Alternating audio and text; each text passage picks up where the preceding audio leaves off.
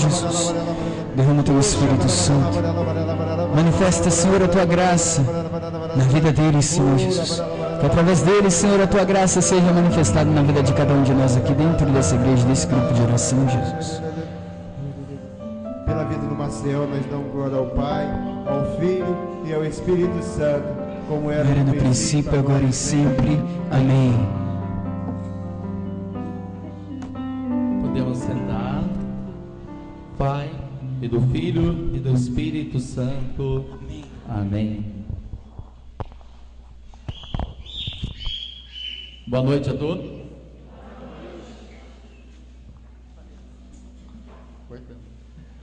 Jesus para vocês.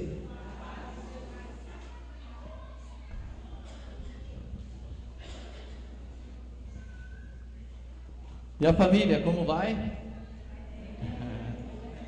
Graças a Deus. Talvez não esteja perfeito, mas Deus cuida de nós, né? Meu nome já foi dito, né? Alguns já me conhecem, outros não. Maciel, meu nome. Sou coordenador paroquial da Renovação Carismática aqui na paróquia de Santa Rita.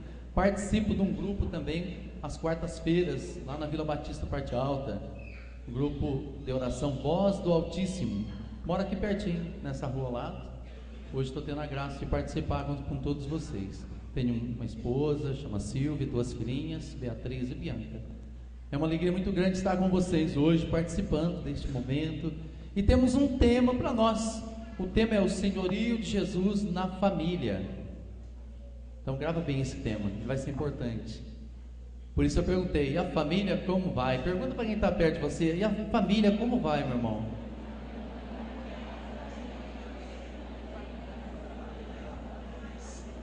Que bom. Temos muitas coisas a dizer. Ela vai bem, vai mais ou menos, não vai. Está tudo virado. Mas o Neuci já ajudou bastante a gente aqui a compreender a espera e o tempo de Deus. Aquela frase que você disse era Deus? Aquela frase estava escrita? É. Deus não muda uma história se não for para melhorar. Aí eu pensava comigo que Deus também não pode melhorar se eu não quiser, se eu não deixar. Concorda comigo? Sabe por quê?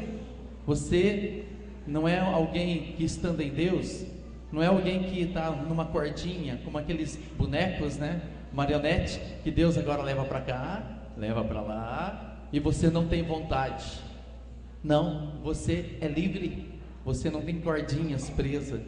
Grava bem isso, em Deus você é livre. O pecado nos aprisiona, o pecado nos amarra.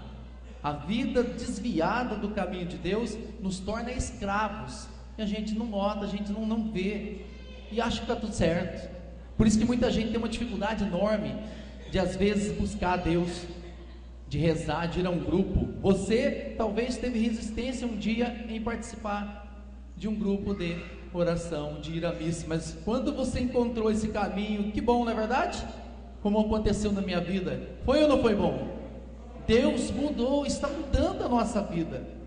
Talvez ainda tenha algumas resistências, mas você hoje, quando vem ao grupo aqui rezar, você volta melhor, você volta bem, e aí você vem segunda-feira, aí você já vai à missa. Há quanto tempo não ia à missa? Já se confessa, olha que coisa boa, porque você está sendo liberto das amarras do pecado. O mundo aí fora contou mentiras, colocou liberdades que não são liberdades, que nos prendem. Por isso é o seguinte, eu disse aqui, que nós não somos bonecos na mão de Deus, nós somos livres. E por isso eu disse essa frase. A frase diz que Deus não mexe numa história se não for para melhorar. É verdade. E Deus realiza, e nós precisamos rezar uns pelos outros, interceder, é isso mesmo. Mas você que tem consciência disso, precisa deixar, precisa permitir que Deus possa mexer na sua história.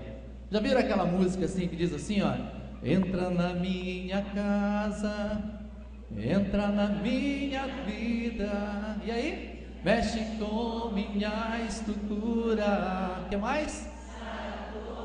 Das feridas, ter santidade, Quero amar somente a Ti, porque o Senhor é meu bem maior.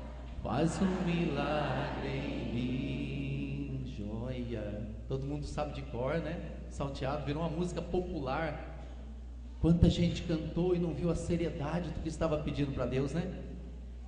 Deus queira que você e eu hoje entendamos isso. Entra na minha casa.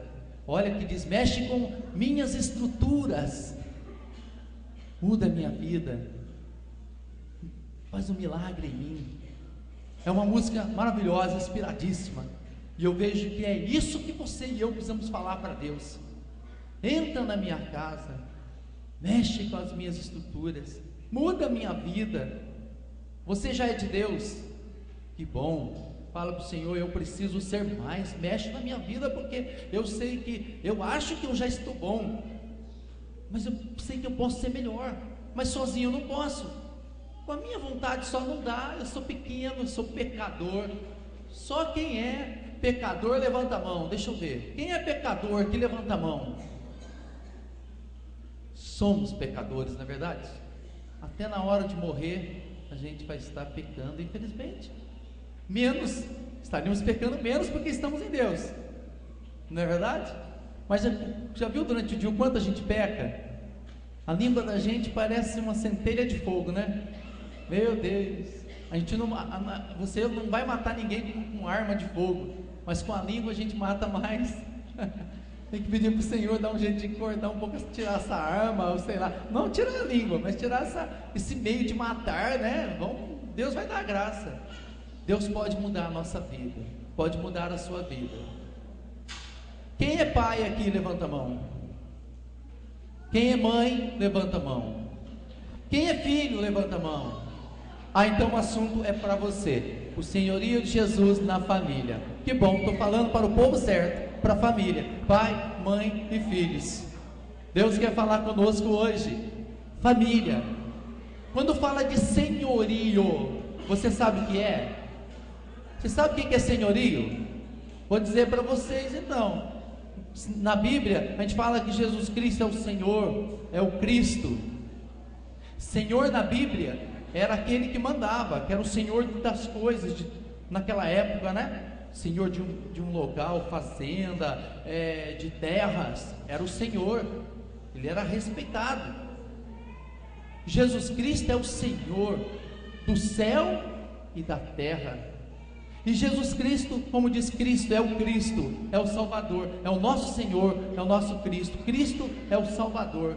E Ele, se Ele é o Senhor, dono de todas as coisas, é preciso que se tenha então todo respeito para com Jesus Cristo. Então, o Senhor é aquele que é o dono de tudo. E Ele se tornou Senhor, sabe de que maneira, gente? Morrendo por nós na cruz, sendo obediente ao Pai, a Deus, para que eu e você tivéssemos liberdade. Nós fomos libertos. As cadeias do pecado que você não enxerga, é um campo espiritual, mas que reflete na sua vida e na vida de todos nós. Esse mundo tão transviado que está aí, tantas notícias de morte, é ou não é verdade? Em cruzeiro, aumentou muito.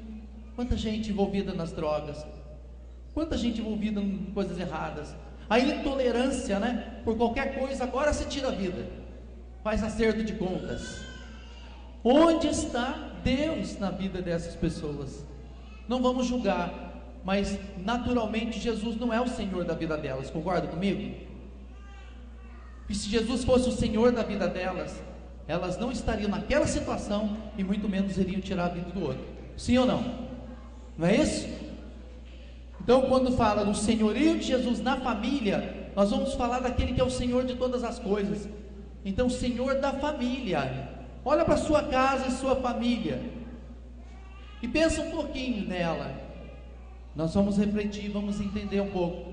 Jesus é o Senhor da tua família? Não precisa responder. Jesus é o Senhor da tua família? Jesus é o Senhor da sua vida? Você como membro desta família, Jesus é o Senhor da sua vida, nas suas atitudes, no seu relacionamento? Os homens com as esposas, esposa com os homens, os filhos. Jesus é o Senhor? Pensa bem. Nós vamos mergulhar um pouco nisso. Pega comigo uma passagem bíblica, está no livro de Efésios, capítulo 5, versículo 21. Quem está com a Bíblia, página 1502 da Bíblia Ave Maria. Efésios 5, versículo 21. Amém? Acharam? Vamos lá. Está lá no Novo Testamento. A carta de São Paulo a esse povo, os Efésios, São Paulo que ensinava muita coisa boa. Efésios 5, versículo 21. Na Bíblia, edição Ave Maria, página 1502. Olha o que diz aqui. Escuta, esteja atento. Quem já achou, acompanha com os olhos e ouvidos. Quem não achou, ouvidos atentos. Tem um versículo importante aqui que eu vou ler, que ele é depois a gente vai entender. Versículo 21 diz assim: sujeitai-vos uns aos outros no temor a Cristo. Aí eu vou pegar aqui o versículo 25: maridos, amai as vossas mulheres, como Cristo amou a igreja e se entregou por ela, para santificá-la, purificando-a pela água do batismo com a palavra. Versículo 28: assim os maridos devem amar as suas mulheres como a seu próprio corpo. Quem ama a sua mulher, ama-se a si mesmo. Certamente ninguém jamais aborreceu a sua própria carne. Ao contrário, cada qual alimenta e a trata como Cristo faz a igreja, porque somos membros do seu corpo. Falando para os maridos, mas pega esse mesmo texto para as mulheres. Claro que aqui fala para os homens no sentido de dar a vida pela sua esposa, pela sua família, como Cristo faz com a igreja, amar. As mulheres também. O versículo 22, ele traz uma passagem bíblica, lá da época, muito voltada àquela cultura, naquele momento, mas é importante a gente ler. O versículo 22 aí mesmo: as mulheres sejam submissas a seus maridos como ao Senhor. Como ao Senhor. Aí vai dizer aqui: pois o marido é o chefe da mulher. Nós vamos entender, calma aí, mulheres. Como Cristo é o chefe da igreja, seu corpo, da qual ele é o Salvador. Ora, assim como a igreja é submissa a Cristo, assim também sejam em tudo as mulheres a seus maridos. Aí é onde entrou: maridos, amai as vossas mulheres, dê a vida por elas, como Cristo deu a vida por Cristo, como Cristo deu a vida pela igreja. E os homens amar as mulheres como ele ama a si mesmo. Ninguém quer ferir o seu próprio corpo. Então, assim como você gosta de você, também ame a sua esposa como se fosse seu próprio corpo. A Bíblia traz esse trecho aqui que vem de uma cultura da época, né? Em que as mulheres eram bastante submissas, aquela coisa toda. O que quer falar aqui, na verdade, para nós hoje? Que as mulheres e marido, esposa, homens, mulheres, se amem, se respeitem, né? Esse sentido de um estar ligado ao outro. Olha o versículo 21 que eu li antes: sujeitai-vos uns aos outros, é uma parte, em quem? No temor a Cristo.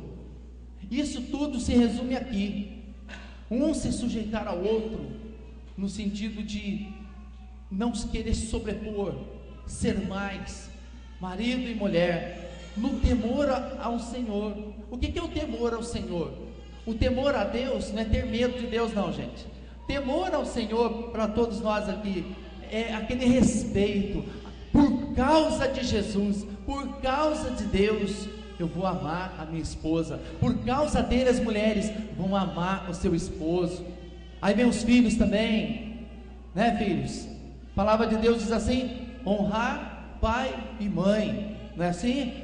Aquele que honra o pai e mãe tem vida longa, é abençoado, a vida dele progride, cresce, porque Deus abençoa. Quando se fala do senhorio de Jesus na família, é preciso entender e mergulhar nisso que está aqui. Eu tenho que aprender a não querer sobrepor a minha vontade. Eu é que mando, eu é que sei. Não, se sujeitar ao outro no diálogo, na humildade, na simplicidade. Falta muito isso hoje, né? Diálogo, aquela comunhão. Vamos olhar um exemplo no começo da história, quando Deus criou, lá no início de todas as coisas, Deus criou quem mesmo? Um homem e uma mulher, chamado Adão e Eva, os pais da humanidade, não é isso? Eva, a mãe dos viventes. O que aconteceu com Adão e Eva? Estavam lá naquele local maravilhoso chamado paraíso, aqui na terra, né? Um paraíso. E eles falavam com Deus, eles viam Deus. O que a serpente fez? Tentou a mulher, não foi? E ela pecou, ela errou. E o homem também foi levado ao erro. O que aconteceu logo em seguida? Eles tiveram vergonha de Deus, e entre eles começou o quê? A acusação. Já viram isso? Lembra disso?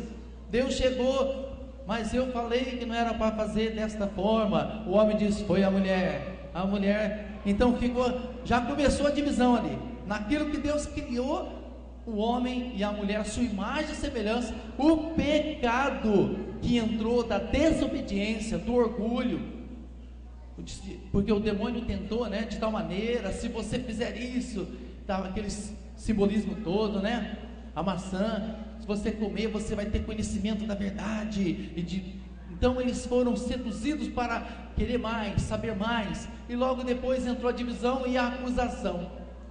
Agora vamos olhar na história da salvação, quando Deus quer e vem para salvar a humanidade. Deus escolheu uma mulher, não foi? Chamada, vocês sabem quem é? Maria, não é isso? Vamos dizer forte, quem é a mulher? Maria, a jovem. As meninas que estão aqui, viu meninas? Maria em torno de 14, 15 anos, quando Deus chamou e escolheu uma pessoa de Deus, uma jovem orante, uma jovem fiel, de uma família que era de Deus. Tá, agora olha para essa jovem.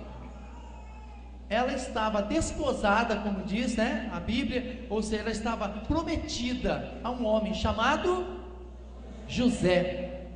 Os Josés que estão aqui, as Marias que estão aqui, ouçam bem, ela estava prometida a José, e de repente Deus entra na história, e ela é a mulher escolhida, prometida, lá atrás, né, que quando Isaías profetizou que uma mulher daria à luz, e essa seria uma virgem, e ela daria à luz a um filho chamado Emanuel, Deus conosco, tá?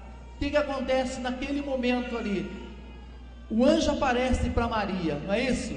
E ela que vai dizer o sim, ela vai conversar, como é que vai se fazer isso, enfim, ela disse sim, e mesmo naquela história toda, e ela ficou grávida pela ação do Espírito Santo. E entenda agora esse momento. José, vendo que ela estava grávida, porque gente, namorar na época não é como hoje não, nem chegava perto, tá? Era um homem lá, mulher aqui, prometida, e casava, e sim, iam ficar juntos. Como é que Maria ficar grávida de José? Seria um escândalo, né? No entanto, o que aconteceu? José, olha a diferença, hein? Querendo preservar Maria, porque ela estava grávida, não tinha como explicar, então ele resolveu abandoná-la e fugir, porque aí a culpa cairia nas costas de quem? Nas costas de quem? Dele.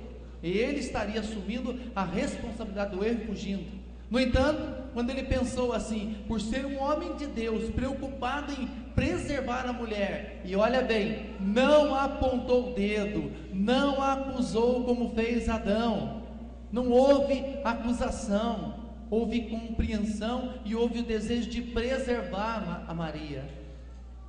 Aí Deus vem falar com ele em sonho, porque ele é alguém que escutava Deus, é alguém que queria fazer a vontade de Deus. Gente, olha a diferença, Adão e Eva, o pecado entra e a acusação entrou, a divisão entrou.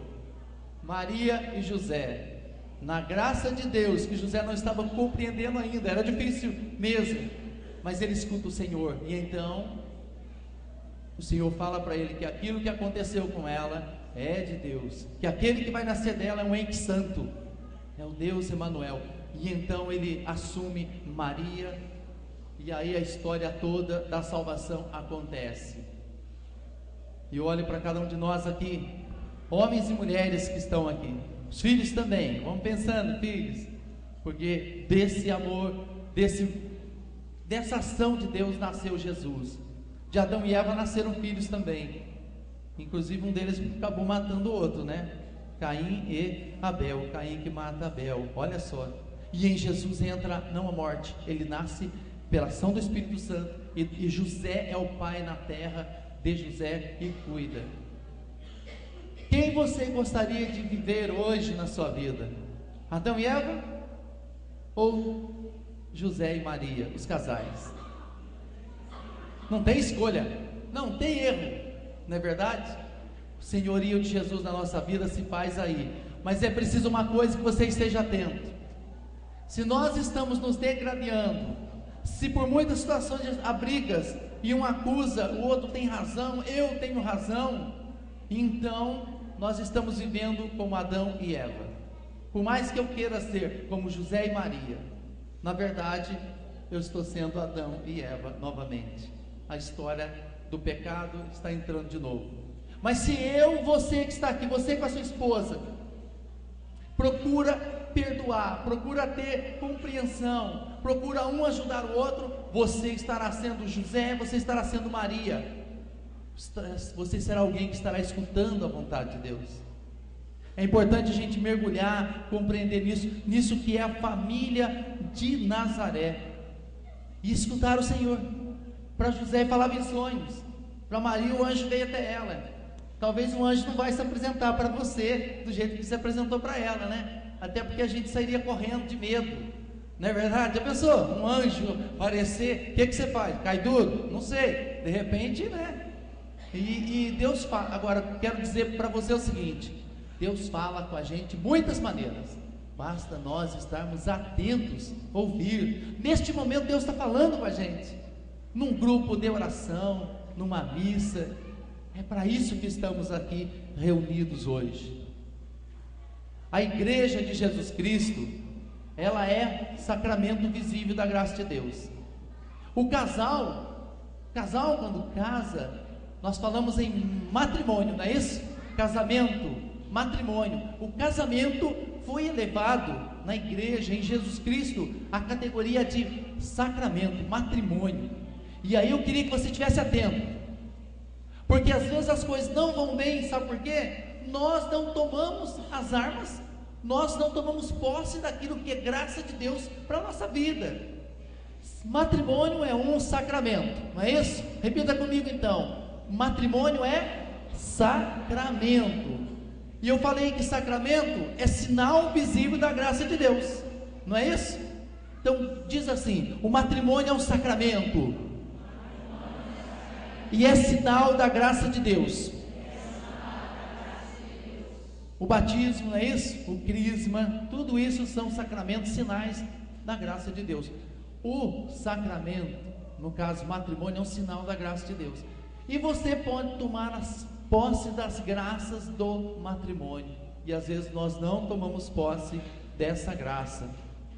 Eu vou ler aqui para vocês o que o Catecismo da Igreja Católica fala para nós sobre isso. Olha só, vai trazer para nós um ensinamento. O que é Catecismo da Igreja? Vocês sabem o que é o Catecismo da Igreja Católica? É esse livro aqui, ó, Catecismo da Igreja Católica, tá?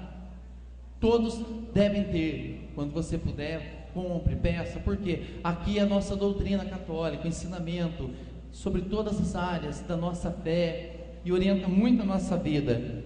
Então lá vai dizer assim, número 1655: Cristo quis nascer e crescer no seio da Sagrada Família de José e Maria. A igreja não é outra coisa senão a família de Deus. A igreja é a família de Deus. Desde suas origens, o núcleo da igreja era em geral constituído por aqueles que, com toda a sua casa, se tornavam cristãos. Quando eles se convertiam, desejavam também que toda a sua casa fosse salva. Essas famílias que se tornavam cristãs eram redutos de vida cristã no mundo incrédulo. A igreja é a família de Deus, E quando alguém se convertia, ele queria que toda a casa dela e toda a família se convertia. E aquela família era um sinal da graça de Deus para aquele povo lá, para a gente compreender esse momento. Aí no número 1608 vai dizer para nós assim, olha o que diz para nós sobre essa realidade do sacramento. Esteja atento. Para curar as feridas do pecado, o homem e a mulher precisam da ajuda da graça de Deus. Em sua misericórdia infinita, jamais lhes recusou. Sem essa ajuda, o homem e a mulher não conseguiriam atingir a perfeição da união de suas vidas, para a qual foram criados no princípio. Você ouviu bem? Olha o que diz aqui. Para curar as feridas do pecado, o homem e a mulher precisam da ajuda da graça de Deus. O pecado causa estragos, feridas. Por isso eu perguntei, e a família como vai? A gente normalmente vai dizer, vai bem. Mas a gente fala para poder cumprir uma obrigação, cumprir uma formalidade. Mas é bom que a gente diga que vai bem. Se você precisa de ajuda, se você sabe que não está bem, claro, você vai buscar ajuda. Mas saiba que você precisa da graça de Deus, para Deus curar as feridas, as machucaduras, as várias situações que a gente vive.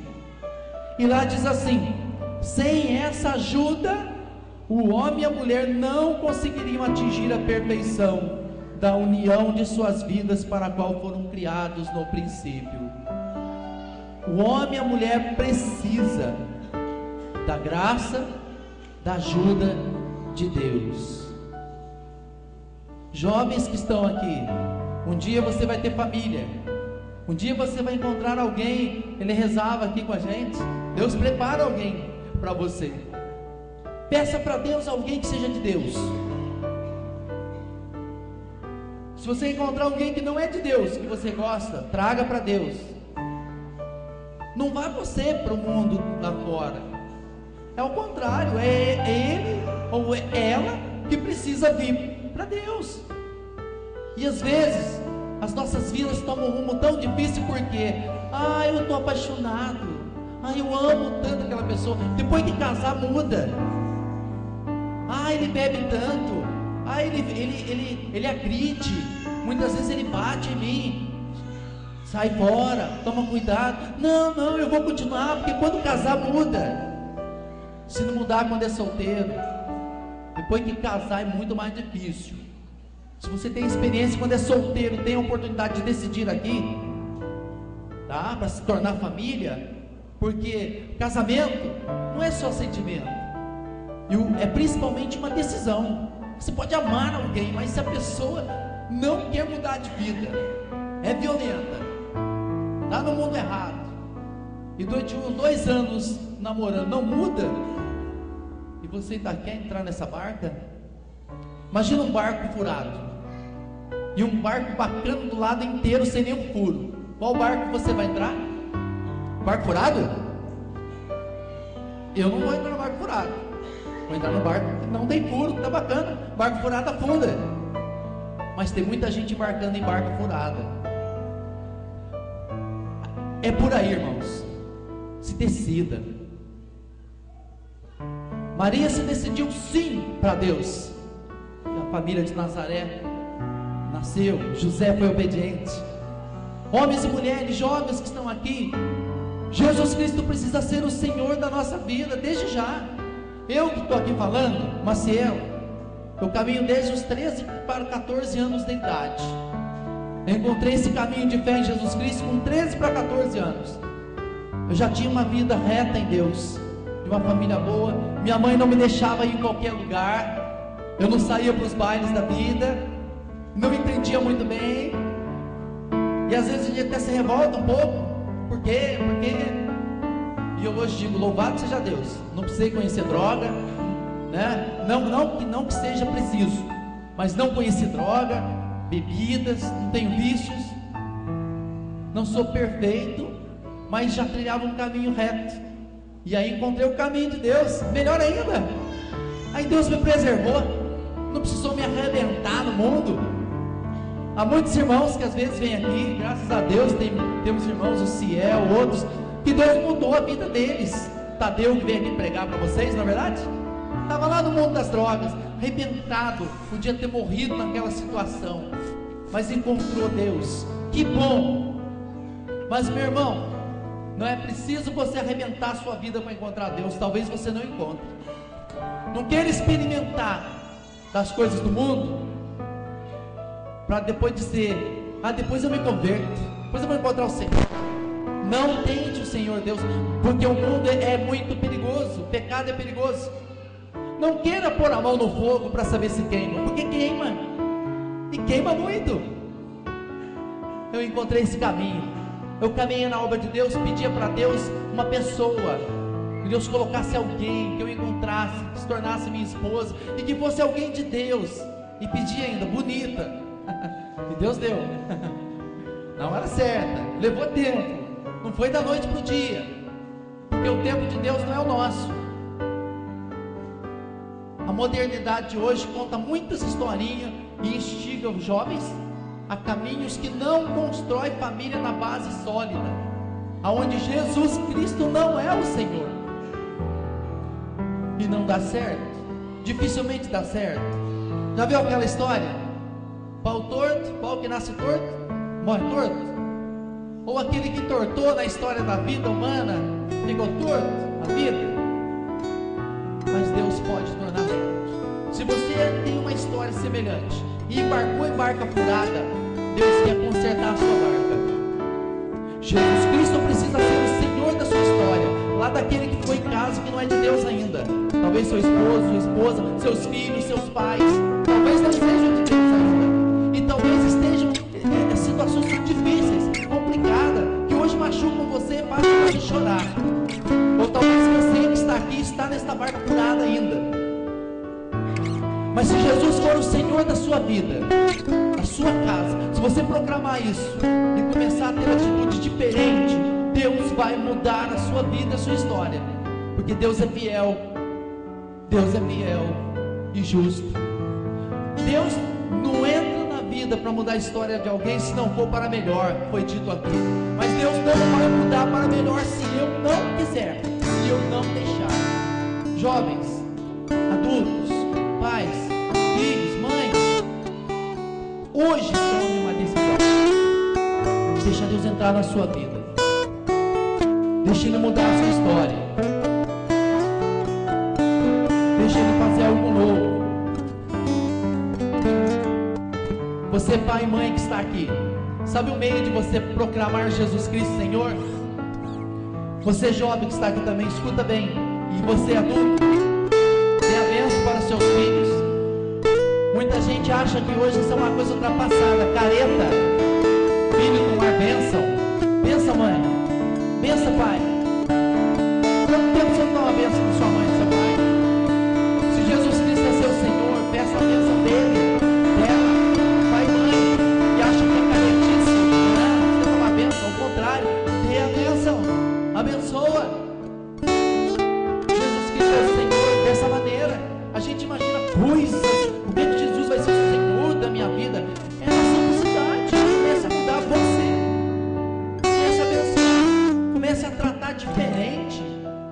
Se é só na gritaria, abaixa o volume, calma, porque nós vamos proclamar, rezando, cantando, que Jesus é o Senhor. Eles têm uma música para te rezar já.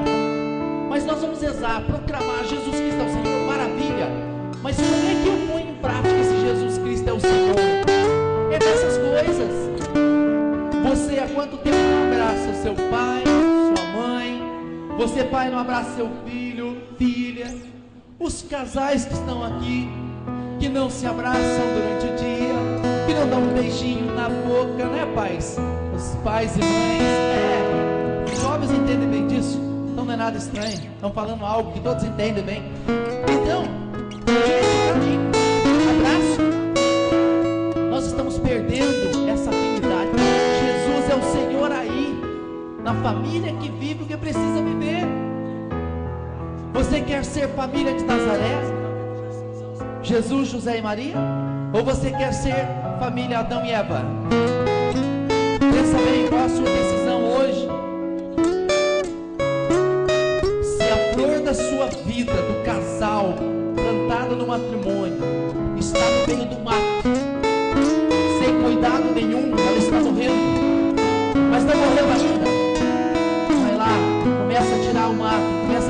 a tiririca. Começa a cuidar desta flor. Regue, põe água da oração, do perdão, da reconciliação. O Catecismo da Igreja Católica, para a gente finalizar, ele diz assim, lá no 2685,